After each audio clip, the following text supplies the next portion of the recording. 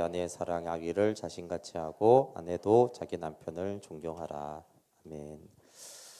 네, 오늘 복음과 생명 39번째로 마지막입니다. 네, 안식년 전에 마칠 수 있어서 감사하네요. 네, 김동아 목사님이 주일까지 해달라고 그래서 복음과 생명을 마무리할 수 있게 됐습니다. 네, 지금까지 저희가 복음과 생명 또 교회와 선교를 돌아보는데, 네, 전성된 복음을 통해서 우리가 생명을 얻는데, 그것이 이제 피로 세운 언약에 똑같이 나와 있습니다. 그래서 복음을 통해서 하나님을 알게 되는 게 이제 새 언약인데, 말씀으로 교제해서 하나님을 안다, 이렇게 새 언약을 말했고, 그걸 이제 구체적으로 말한 것이 히브리서 4장 12절부터 16절에 잘 나옵니다. 또 로마서에서도 믿음으로 의롭다 하심을 받고 믿음으로 은혜에 서서 영광을 받아. 그래서 이 새 언약을 어떻게 성취하는지 내용이 당연히 이제 신약에 많이 있고, 그렇지만 이제 신앙과 현실 사이의 모순에 대한 처방으로 이제 히브리서가 파레시아를 말한다고 했습니다. 아들을 힘입어 하나님께 나아가는 권리인데, 이 파레시아를 끝까지, 그러니까 목적지까지 굳게 잡고 있으면 우리가 하나님의 집이 된다. 그래서 히브리서 10장에 가면 이제 최악의 상황에서도 파레시아를 버리지 말아라. 그래서 제가 마지막에 파레시아의 주권자는 예수 그리스도입니다. 우리가 아니라, 그래서 하나님 이래서 못 나가요. 그러면 이렇게 있지 않느냐, 양심의 가책 때문에 안 되겠어요. 그럼 보혈이 있지 않느냐, 그런 식으로 계속 파레시아를 그 복음이 다 이끌고 있다. 그러니까 너희가 나와라, 내가 돕겠다. 이렇게 이제 히브리서가 되어 있습니다. 왜 그러냐면 사실 당연하죠. 계시록도 마찬가지고 히브리서가 마찬가지인데, 사람들이 계시록을 굉장히 무서운 책으로 많이 아는 경우도 있고, 히브리서를 막 압박하고 막 나아가라 막 이렇게 생각하는데, 늘 성도들이 고난 받을 때는 사실 하나님의 근본적인 마음은 위로해 주는 거예요. 그러니까 히브리서가 고난 받는, 이제 박해받는 백성들이잖아요, 그렇죠? 그러니까 막 니네들 파레시아 안에 하나님께 안 나가 막 이렇게 협박하는 게 아니라, 그 고난 가운데 있는 백성들을 위해서 너희가 파레시아를 행해라, 이거예요. 너희들을 위해서. 그러니까 해야는 하는데 연약하니까 그럼 내가 이렇게 도와주겠고, 내가 이렇게 하지 않았느냐. 계시록도 사실은 그게 고난 가운데 있는 성도들에게 사실은 준 메시지이기 때문에, 사실은 그 전체적인 것들은 우리를 이렇게 위로하시고 도우시는 하나님의 말씀입니다. 그래서 파레시아를 준행하라는 것이 우리 가운데 짐이 아니라 도리어 하나님이 우리를 돕기 위해서, 위로하기 위해서, 우리를 세워주기 위해서 하셨다라는 것을 우리가 잘 알면 좋겠어요. 올해 여호수아 묵상도 마찬가지인데, 하나님이 여호수아에게 너 강하고 담대하고 말씀을 묵상하고 준행하고 좌우로 치우치지 말라. 이게 정말 여호수아에게 부담 주려고 한 말씀인지, 아니면 여호수아를 도와주려고 찾아오신 건지를 생각하면 도와주려고 찾아온 거잖아요, 그렇죠? 너 막 말씀 묵상 안 해? 말씀 치우칠 거야? 이렇게 협박하는 말씀이 아니란 말이에요, 그렇죠? 진짜 너에게 이 약속의 땅을 주기 위해서, 내가 너를 돕기 위해서 와서 하시는 말씀이에요. 그래서 우리가 하나님께 나아가는 것에 대해서, 물론 우리는 연약하니까 부담이 되지만, 사실은 하나님이 진짜 우리를 사랑해서 위로하고 도우시기 위해서 이렇게 말씀하시는 거라는 것을, 그렇게 히브리서를 보면 좋겠습니다. 네, 오늘은 이제 교회가 주제입니다. 왜냐하면 복음과 생명의 열매는 교회이기 때문입니다. 성경에 하나님이 피로 사신 것이 두 가지 딱 나옵니다. 그러니까 피로 샀다라, 하나님의 피값이니까, 그래서 이제 예수님 짤이라는 말을 하잖아요. 하나님의 피로 산 거는 성경에 두 가지 외에는 아무것도 없어요. 계시록 5장 9절에 보면 일찍이 죽임을 당하사 사람들을 피로 사서 하나님께 드리시고, 그러니까 각 성도들은, 각 신자들은 예수님의 피값으로 예수님이 사셨어요, 그렇죠? 그걸 구속이라고 말합니다. 사서 하나님 아버지께 드린 거예요. 근데 사도행전 20장 28절에 보면 하나님이 자기 피로 사신 교회를 보살피겠다, 이렇게 말하고 있어요. 그러니까 교회가 하나님의 피값이에요. 그래서 피로 사신 거는 두 개입니다. 그러면 예수님의 신부도 둘입니다. 고린도후서 11장 2절에 보면 내가 너희를 정결한 처녀로 한 남편인 그리스도께 드리려고 중매한다 이렇게 하면서 예수님이 신랑이고 우리 각자가 신부예요. 그렇죠? 그래서 이제 복음을 왜 전하냐 하면은 중매를 해서 온전히 결혼해서 하나가 되게 하려고 하는 거예요. 근데 에베소서 5장을 오늘 본문으로 한 거는 5장이 쭉 이제 내용이 나오고 27절에 자기 앞에 영광스러운 교회로 세우사 티나 주름 잡힌 것이나 이런 것들이 없이 거룩하고 흠이 없게 하려 하는데 32절에 보면은 이 비밀이 메가톤급이다. 그러면서 나는 그리스도와 교회에 대해서 말한다라고 했어요. 그러니까 그리스도가 신랑이고 남편이고 교회가 신부인 것이죠. 그래서 내가 말하는 거는 그리스도와 교회의 부부관계에 대해서 지금 말하고 있다 이렇게 말합니다. 그래서 성경의 신부도 딱 둘입니다. 그것은 각자 성도가 신부고 교회 공동체가 신부예요. 근데 그러면 둘 다 하나님의 핏값으로 산 예수님 짤이고 둘 다 예수님의 신부예요. 근데 이걸 따지는 것이 좀 웃기긴 하지만 그래도 그러면 각 성도가 중요하겠습니까? 교회가 중요하겠습니까? 따지면은 궁극적으로 교회가 더 궁극적인 목적입니다. 그래서 이제 에베소서가 중요한데 에베소서는 교회론에 대한 것입니다. 전체가 사실은 교회를 다루는 내용이에요. 근데 에베소서 2장 20절에 이렇게 돼서 같이 한번 읽어볼게요. 시작. 너희는 사도들과 선지자들의 터 위에 세우심을 입은 자라 그리스도 예수께서 친히 모퉁이돌이 되셨느니라. 그의 안에서 건물마다 서로 연결하여 주 안에서 성전이 되어가고. 네, 여기 21절에 보면은 건물이 나오고 성전이 나옵니다. 이 건물은 각 성도를 말합니다. 한 성도가 한 성전이기 때문에 하나의 건물이에요. 근데 성전이라고 하지 않고 건물이라고 표현하죠. 한 사람의 성도는. 근데 성도들이 성전인 성도들이 서로 연결하여서 주 안에서 성전이 되어 간다. 이렇게 말하면서 이게 교회죠. 교회의 성전입니다. 그래서 둘 다 성전인데 개인 성전이 서로 연결하여서 교회 성전이 된다라고 하면서 그래도 개인 성전은 하나의 벽돌이나 아니면 사실 벽돌이라고 해도 방과 같은 것이죠. 여기 우리 교회도 적어도 5개의 방이 있어요. 아니면 또 화장실도 다 방으로 볼 수 있는데 그 하나의 방이 어떤 기능과 모임을 하는 거예요. 그렇죠?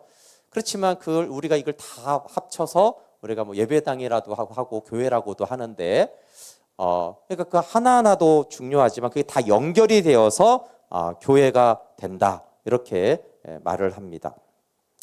그리고 이제 에베소서 5장 29절도 이거 똑같은 비유입니다. 같이 읽어볼게요. 시작. 누구든지 언제나 자기 육체를 미워하지 않고 오직 양육하여 보호하기를 그리스도께서 교회에게 함과 같이 하나니 우리는 그 몸의 지체임이라. 네, 또 하나의 말씀이 뭐냐면은 각 성도는 지체고 그 지체들이 다 모인 교회는 그리스도의 몸이다. 이렇게 말하고 있어요. 같은 말이죠. 건물이 연결해서 성전이 되고 지체가 다 연결이 되어서 몸인 교회가 되는 것입니다. 사실 몸과 지체는 동일한 가치가 있다라고 봐야 됩니다. 그렇지만 굳이 따지면 뭐가 중요하죠? 몸이 더 중요합니다. 왜 그러죠? 우리가 만약에 다리가 썩어 들어가면은 다리를 잘라냅니다.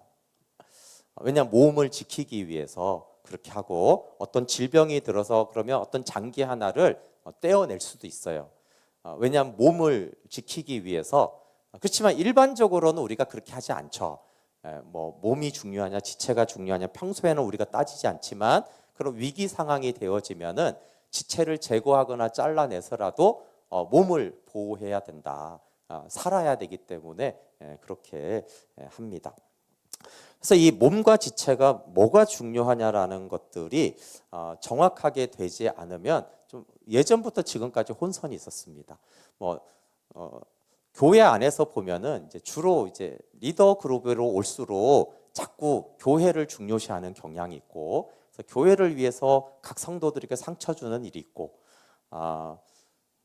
리더가 아닐수록 지체가 중요하다고 생각합니다. 내가 중요하지 교회가 왜 중요해?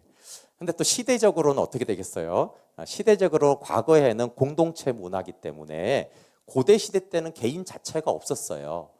그래서 오늘날하고 성경 해석이 굉장히 다른데 고대 시대 때는 개인주의가 존재할 수가 없는 사회였어요. 그래서 이 동네에서만 쫓아내도요 살기가 힘든 그런 문화였기 때문에 모든 거는 공동체일 수밖에 없는데 그러다 보니까 또 과거에는 좀 교회가 너무 중요하다 이런 흐름이 있었으면 지금 이제 개인주의 문화니까 교회보다는 개인이 중요하지 또 이런 부분들로 많이 치우친 부분이 있는데 성경은 이 두 가지가 다 어떤 관계인지를 말을 합니다.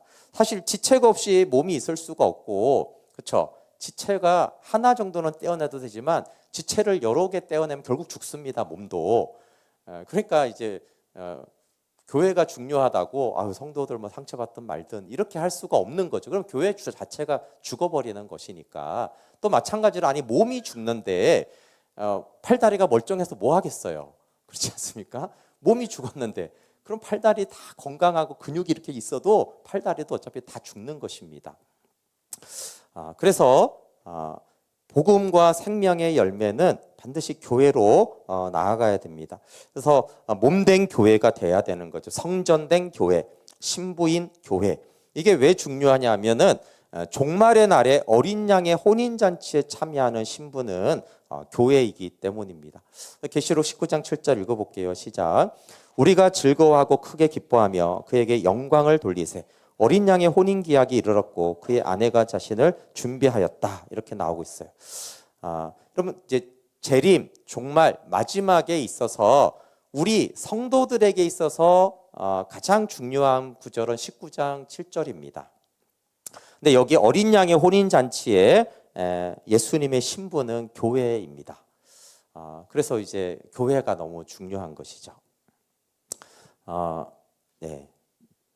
저희 교회에 이렇게 핵심 가치가 복음, 생명, 교회됨, 생명구원 네 가지입니다. 이제 생명구원 안에 다음 세대가 들어가는 것이고, 네. 그래서 이제 서영선 목사님이 복음을 통해 생명을 얻으라, 생명 나눔의 공동체 그리고 선교를 하는데 서 목사님의 강조의 방점은 생명에 있습니다. 그렇죠? 또 박한상 선교사님도 가끔 오셔서 말씀을 나누잖아요, 그렇죠? 박한상 선교사님 방점은 어디 있겠습니까? 네. 복음을 통해 생명을 얻어서 생명 구원을 해야 된다. 복음을 나눠야 된다. 전해야 된다. 네, 그렇잖아요. 저의 방점은 어디 있겠습니까? 네. 저는 교회에 있습니다, 사실은. 그러니까 계속 복생을 전하니까 조영우 목사님의 방점은 이제 생명이 아니냐. 저는 이제 교회에 있습니다. 서 목사님 이제 선교 단체를 하시고 박 선교사님은 선교사시고 저는 목사잖아요, 그렇죠? 근데 이제 성경적으로도 뭐 다 틀린 건 아닌데 저희 교회의 핵심 가치를 제가 담을 때 복음 생명 이렇게 끝낸 것이 아니라 그리고 이제 선교로 이렇게 뛰어넘은 것이 아니라 교회됨이 있습니다. 그 교회는 신부인 영광스러운 교회입니다. 그럼 왜 복음 생명을 강조하느냐라고 했을 때 영광스러운 교회가 되려면 복음 생명이 강조가 돼야 돼요. 그러니까 예전에는 제가 청년부를 할 때는 복음을 강조하고 십자가 복음을 강조하고 교회를 강조했습니다. 그 이제 선교를 하자 이렇게 했는데 이제 전성된 복음과 함께 생명이 그 가운데 이제 좀 빠졌구나. 그렇지만 이제 교회됨으로 가야 되고 그 교회를 통해서 온 열방에 복음이 전해지고 전에 말했지만 선교는 결국 교회를 세우는 거거든요. 그러니까 아까 신부가 둘이고 핏값으로 산 게 둘이기 때문에 선교사님들이 나가서 한 개인을 전도한다고 해서 틀린 건 아니지만 사실은 진짜 선교사님은 해외에 나가서도 내가 거기에 교회가 세워지길 원합니다. 그렇게 해야 돼요. 신학교를 하든 구제를 하든 개인 전도를 하든 궁극적으로는 영광스러운 하나님의 신부가 그 땅에 세워져야 되고 그래서 우리가 복음화가 됐다라고 말할 때는 믿는 성도가 있을 때가 아니고요. 자립하는 교회가 그 민족 가운데 세워져야 돼요. 그래야지 이 민족에게 복음이 전해졌다 이렇게 말합니다. 한 사람이 영접했을 때는 복음이 전해졌다라고 우리가 말하지 않습니다. 사실은. 근데 이제 사실은 뭐 또 보기에 따라 다릅니다. 존재가 중요하냐, 행위가 중요하냐, 비가 투비가 중요하냐, 투두가 중요하냐에 따라서 개인에게 있어서 투비를 강조할 때 생명이 강조되고요. 개인의 봉사도 있지만 교회로서의 투비가 강조가 되면 교회됨을 강조하고, 교회로서의 투두가 강조돼야 되면 이제 전도와 선교가 중요하게 됩니다. 그렇지만 어쨌든 존재 자체가 예수님의 짤인 몸된 교회는 중요한데, 근데 그 몸된 교회라는 것 안에는 머리의 뜻을 수행하는 것이 사실 포함되어 있습니다. 그렇지 않습니까? 우리의 몸이 존재 자체로 중요한 건 맞습니다. 그래서 우리가 장애가 있거나 몸이 병원에 누워 있어도 그 몸은 중요해요.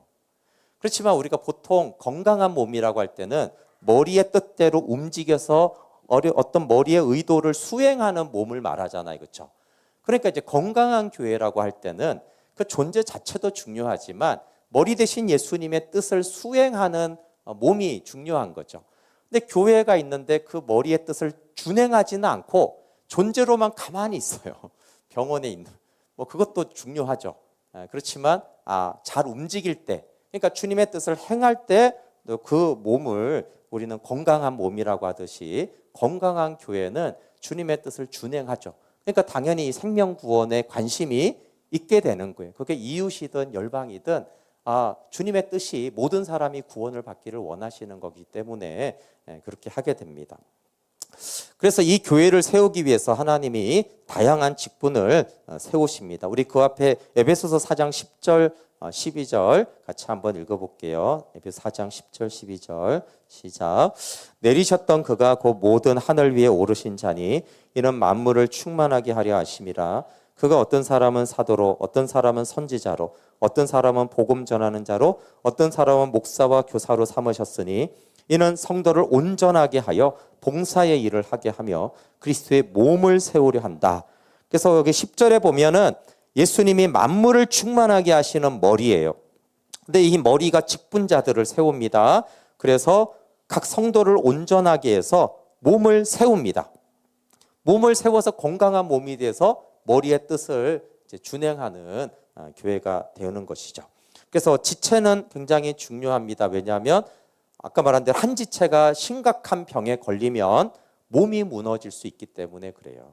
그렇지만 또 몸이 굉장히 중요하다고 그러잖아요. 그렇죠? 때로는 지체를 잘라낼지언정 몸이 생존해야 되기 때문에 차라리 장애를 가질지라도 몸만은 지켜야 된다.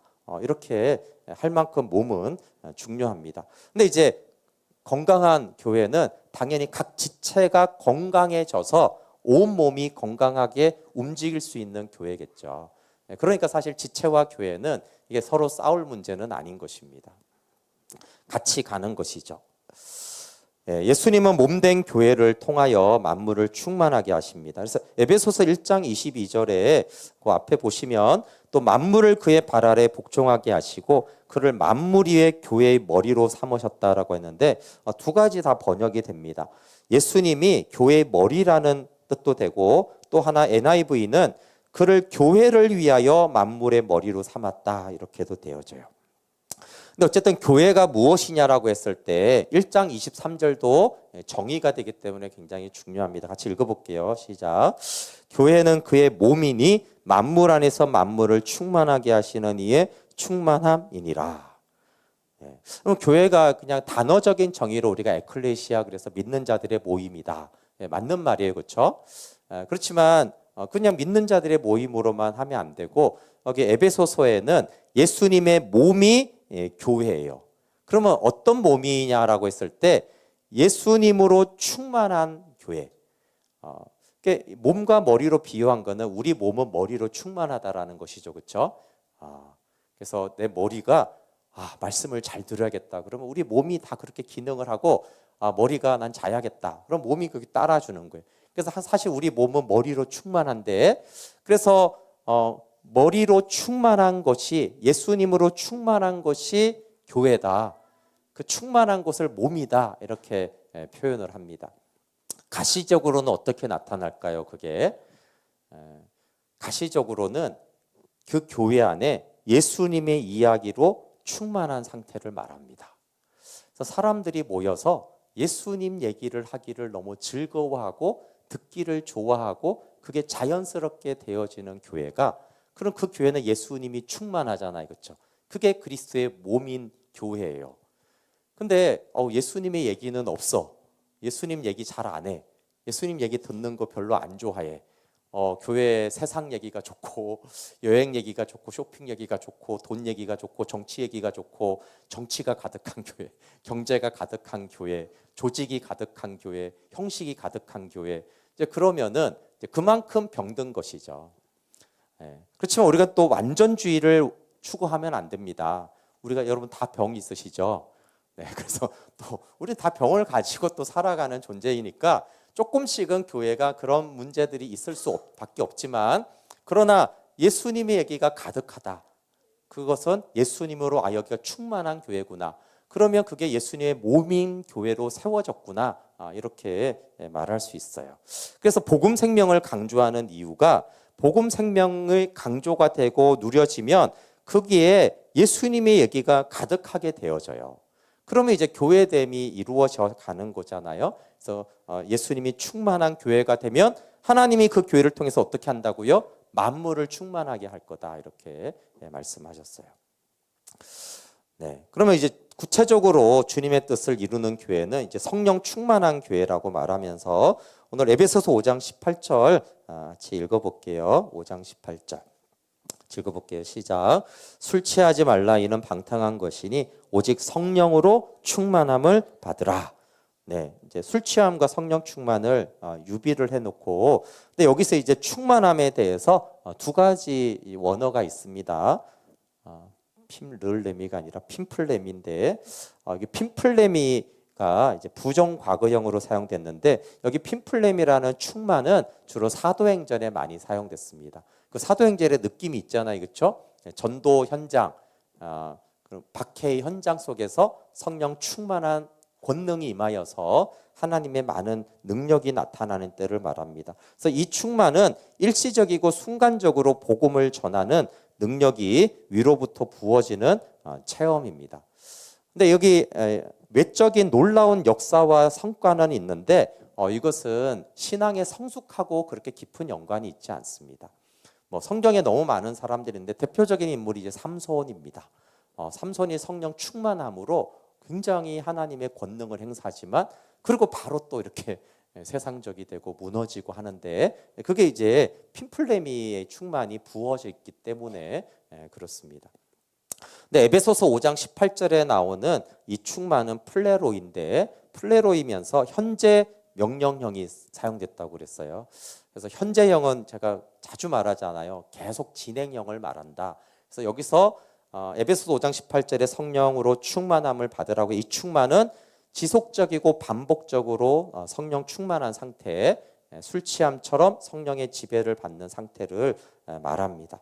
그러면 이 성령 충만, 그러니까 한번 강력한 권능이 부어지는 충만은 주로 기도하고 많이 연관이 된 것이 사실입니다. 아니면 복음을 선포하고 할 때 그렇잖아요, 그렇죠?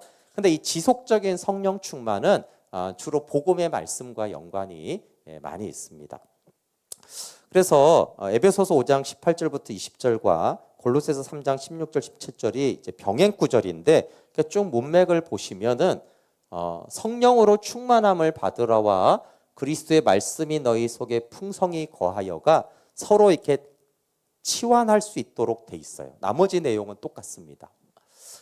그래서 계속적인 충만은 그리스도의 말씀이 풍성하게, 복음이 풍성하게 우리 안에 거하는 상태를 통해서 지속적인 충만과 영적인 성숙을 나타내고, 그렇지만 이제 사도행전과 같은 영적 싸움이 치열한 곳에서는 하나님의 권능으로 임하는, 순간적으로 그때만 부어지지만 그렇게 하나님의 놀라운 표적을 나타나게 됩니다. 그래서 여기서 말하는 계속적인 성령 충만은 날마다 복음을 듣는 것입니다. 사실 예수님이 생명의 떡이다 이렇게 말한 것은 우리에게 여러 가지 중요한 메시지가 있습니다. 여러분, 우리가 한 번 힘을 내서 노가다를 뛰는 게 아니잖아요. 사실은 계속 힘을 써야 되잖아요. 매일매일 또 쓰고 또 쓰고. 그러기 위해서 우리가 하는 게 밥을 계속 먹잖아요. 그렇죠? 두 끼든 세 끼든 계속 먹습니다. 그래서 한 번 이빠이 먹고 힘을 이빠이 쓰면 모든 인생 문제가 해결되지 않아요. 그럴 일도 있잖아요. 그렇죠? 이때는 진짜 내가 이렇게 해서 그렇게 인생의 문제를 해결할 수도 있지만 사실은 우리의 대부분의 문제는 한 번 막 밥 이빠이 먹고 고기 먹고 이러세 해결되지 않아요. 계속 충만히 우리가 밥을 먹는 걸로 보면 그래서 계속 밥을 먹어 계속적으로 에너지를 쓸 수 있듯이 생명의 떡인 말씀을 계속적으로 먹어야 됩니다.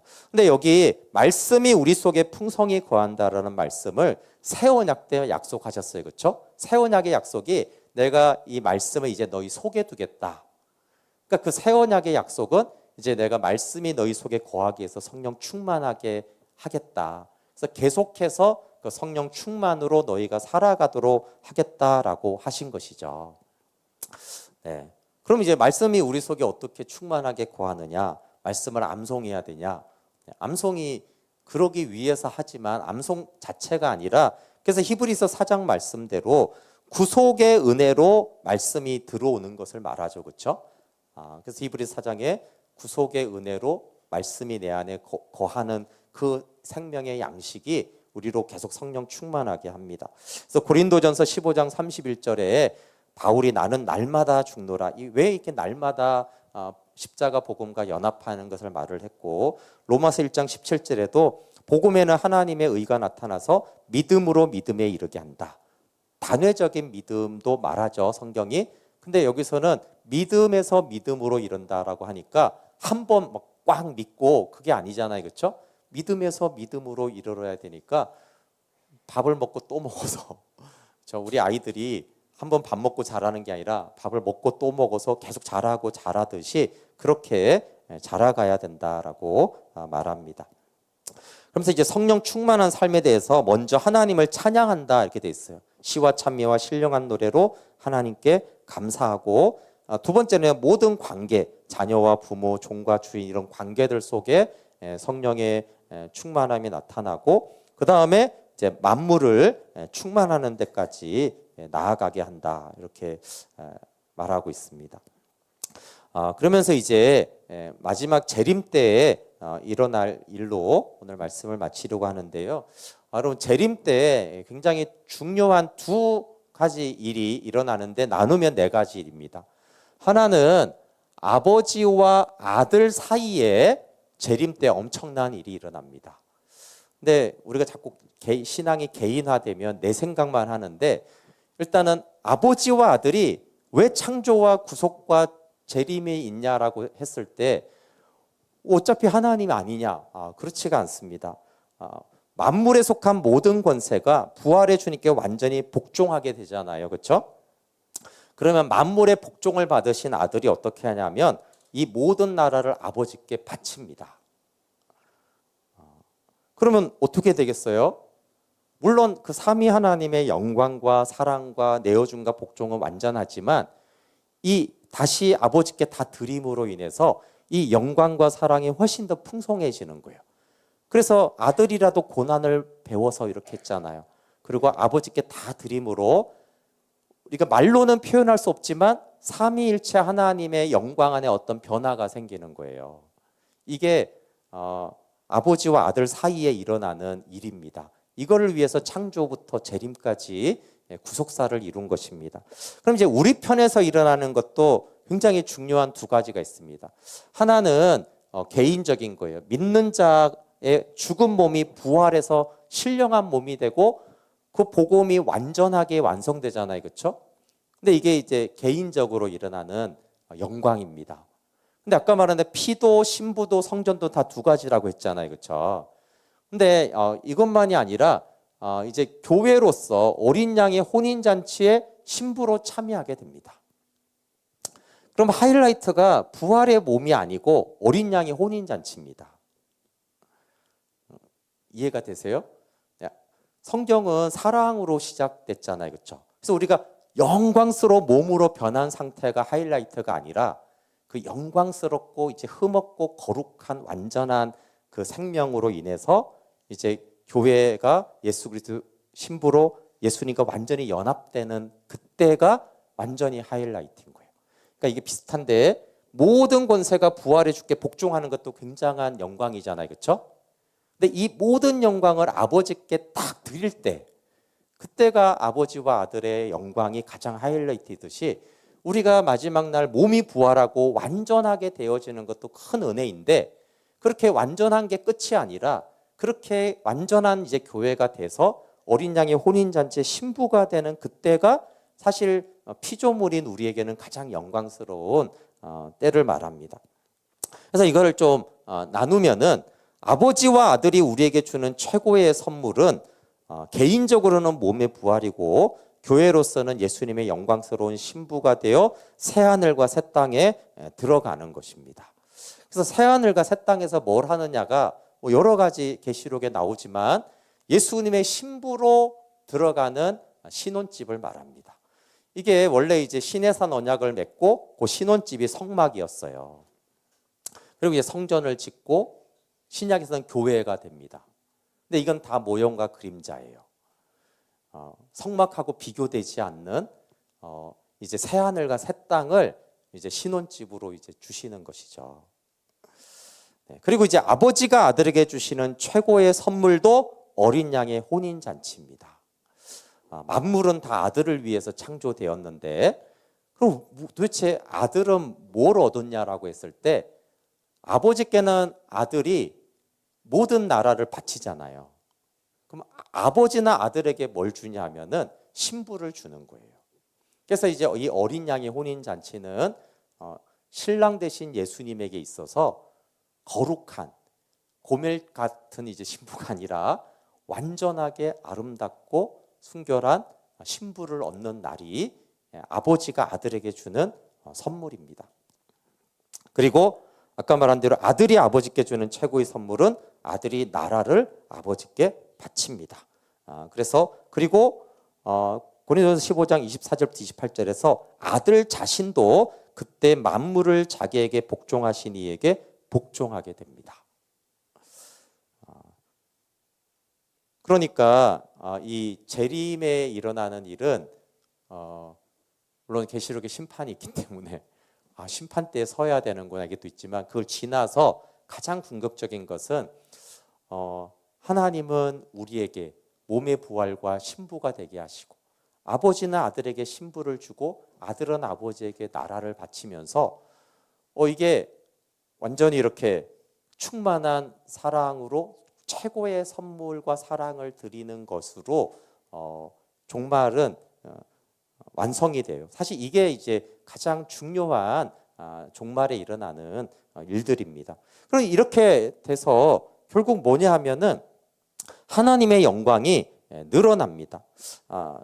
삼위 하나님에 대해서 말할 때는 늘 이렇게 언어가 부족하기 때문에 이 언어를 그대로 받아들이시면 안 됩니다. 양자역학도 마찬가지예요.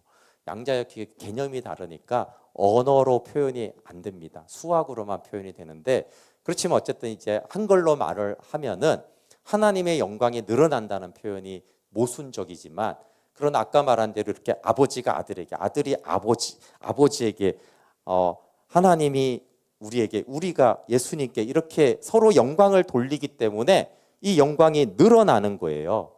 그래서 아버지와 아들의 영광이 완전했는데 더 사랑의 영광으로 넘쳐나게 되어집니다. 그리고 우리에게는 이 늘어난 영광에 우리가 참여하게 된다고 그랬어요. 네, 그래서 제가 삼위일체의 영광이 이제 사위일체의 영광이 된다고 그랬어요.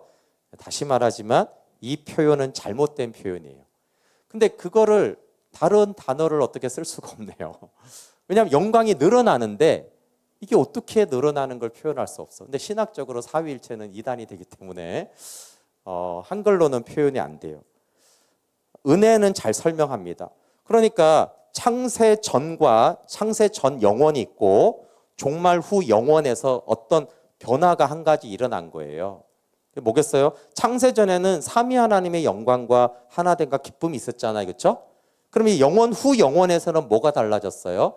물론 삼위 하나님의 영광도 더 커졌는데 여기에 신부가 들어왔잖아요. 근데 이 신부가 무슨 뭐 창조주와 피조물의 관계가 아니라 이제 신부로 들어왔기 때문에 신부는 둘이 하나인 상태이기 때문에 이제 예수님과 완전히 하나가 됐기 때문에 사위가 된 것이죠. 이게 말은 다 틀렸다고 그랬는데 교회는 위격이 아닌데 어쨌든 신부가 거기에 들어왔기 때문에 성부, 성자, 성령, 신부 이게 완전히 하나가 된 상태가 영원 종말 후 영원이에요. 그러니까 가장 큰 그림이 이 그림입니다. 성경에서 영원 전과 영원 후가 뭐가 달라지냐고 했을 때 분명히 창세전에도 완전했던 그 영광과 사랑의 기쁨이 더 늘어났다. 거기에 가장 중요한 부분은 신부가 거기 들어갔다. 그리고 우리가 거기에 들어갔다. 이런 거예요. 그래서 우리에게도 영광의 날이잖아요. 근데 이게 아들에게 가장 영광의 날이에요. 그래서 하나님이 아들을 위해서 우리를 창조하고 구속을 행하셨다라고 하는 거예요. 왜냐하면 결국은 하나님은 삼위 하나님에서 사위일체 하나님이 되기 위해서 이 모든 일을 시작하신 거구나. 근데 그 은혜가 우리 편에서는 감히 피조물이 창조주와 하나가 되는 그 영광에 들어갔으니 우리는 은혜인 것인데 그럼 우리만 좋냐? 그러면 신랑 대신 예수님도 너무 기뻐하는 거잖아요. 그렇죠? 그리고 그 신부를 맞이하는 신랑을 보며 아버지도 기쁨이 충만한 거예요. 그래서 성경의 큰 그림 안에는 구속사의 중심은 십자가지만 창세전을 아는 것도 중요하지만 그러면 종말 후 영원은 어떻게 될 것인가? 이것도 우리가 어렴풋이는 알 수가 있는 거예요.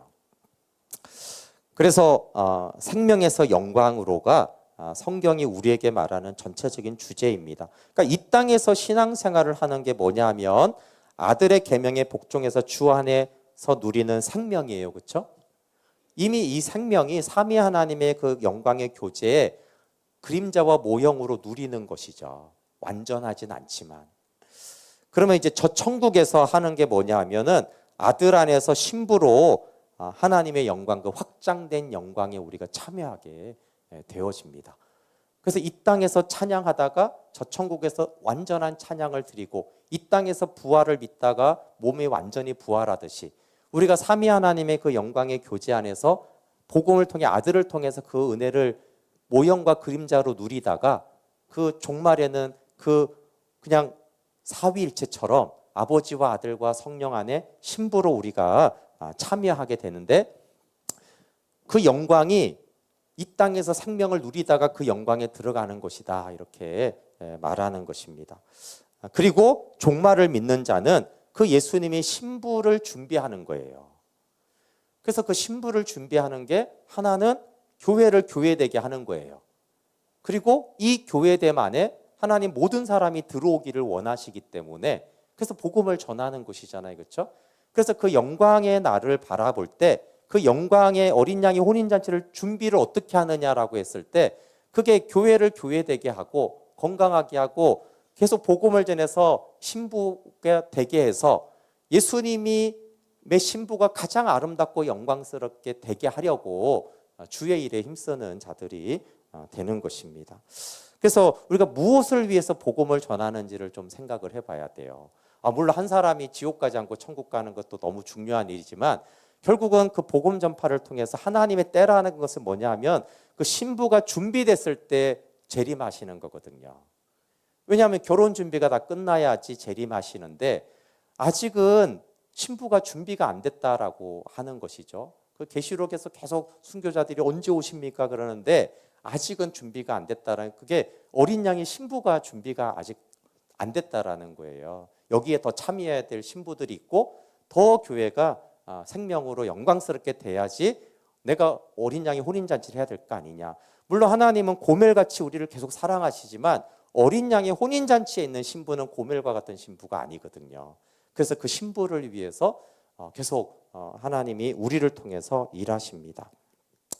네, 오늘 복음 생명 집중 과정을 이제 끝내는 시간이에요. 그래서 신구약의 복음과 전성된 복음에서 이제 생명 얻고 또 얻는 방법도 나누었는데 그 하나님의 영원한 목적, 창세 전부터 창조부터 구속사인 복음과 그 마지막 이제 재림과 재림 후에 그 영혼은 어떻게 되느냐라는 전체를 제 나름으로는 아까 말한 대로 복음이 중요하죠. 복음을 통해 생명을 얻어야 돼요.